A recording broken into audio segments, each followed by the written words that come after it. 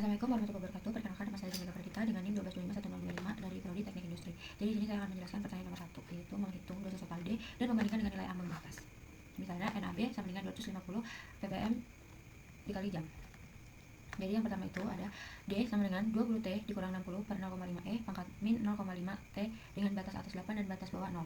Didapat D sama dengan 20 T dikurang 120 E pangkat min 0,5 T dengan batas atas 8 dan batas bawah 0.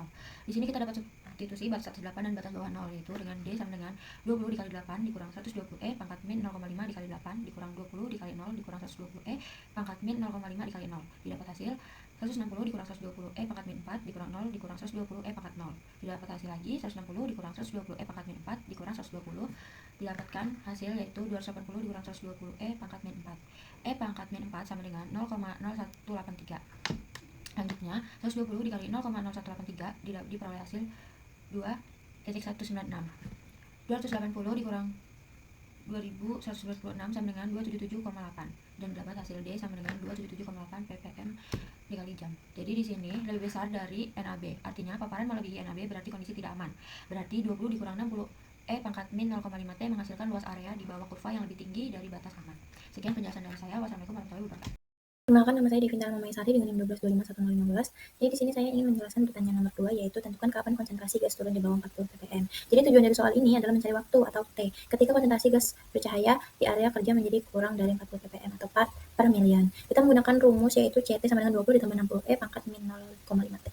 Yang pertama itu set konsentrasi target. Kita ingin mengetahui kapan CT sama dengan 40 ppm atau kurang dari 40 ppm. Jadi setnya itu 20 ditambah 60 E min 0,5 T lebih kecil daripada 40.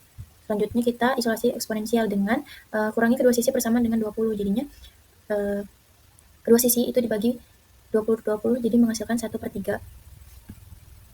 Selanjutnya kita menggunakan logaritma natural. Untuk menghilangkan eksponensial kita gunakan logaritma natural atau ln pada kedua sisi. Selanjutnya kita akan menyederhanakan logaritma. Kita bisa ubah ln 1/3 menjadi min ln 3 karena ln 1/A sama dengan min ln A. Selanjutnya kita selesaikan untuk T, bagi kedua sisi dengan min 0,5 menjadi min ln 3 per min 0,5. Hasilnya 2 ln 3. Ln 3 sama dengan 1,0986. Untuk mendapatkan hasilnya kita bisa menggunakan kalkulator. Jadi 2 dikali 1,0986 itu 2,1972 yang bisa dibulatkan menjadi 2,19 jam. Jadi, konsentrasi gas akan turun di bawah 40 ppm setelah sekitar 2 jam 19 menit. Selanjutnya, saya Nur Nabila Azhara Ramadhani dengan NIM 1225145 akan membahas langkah penyelesaian soal nomor 3 pada proyek 3. Jadi, di sini saya akan menjelaskan langkah penyelesaian soal nomor 3, yaitu tentukan laju perubahan risiko dari R turunan T. Diberikan fungsi risiko awal yaitu 1 min E pangkat min 0,01 dalam kurung CT min 20 kuadrat menggunakan turunan dan interpretasikan hasilnya menghasilkan yang pertama kita akan mensubstitusikan CT ke dalam resiko awal, yaitu CT sendiri bernilai 20 sama dengan 60 E pangkat min 0,5 T.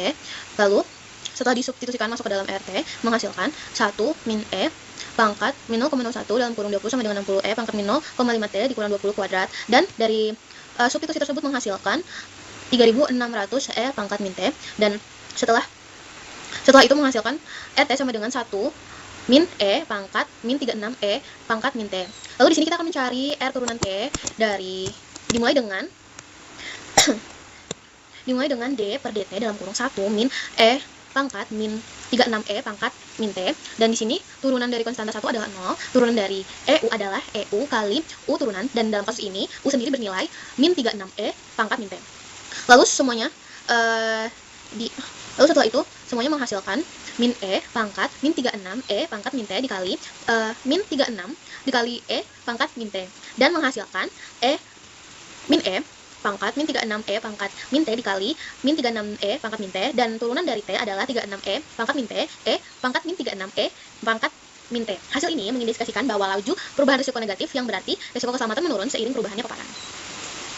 Nama saya Nabila Sasabila dengan NIM 1225195. Saya akan menjawab pertanyaan nomor 4, yaitu hitung presentasi penurunan dosis. Yang pertama, tuliskan rumus DF sama dengan integral 0 sampai 8 20 plus 60 E pangkat min 0,8 T.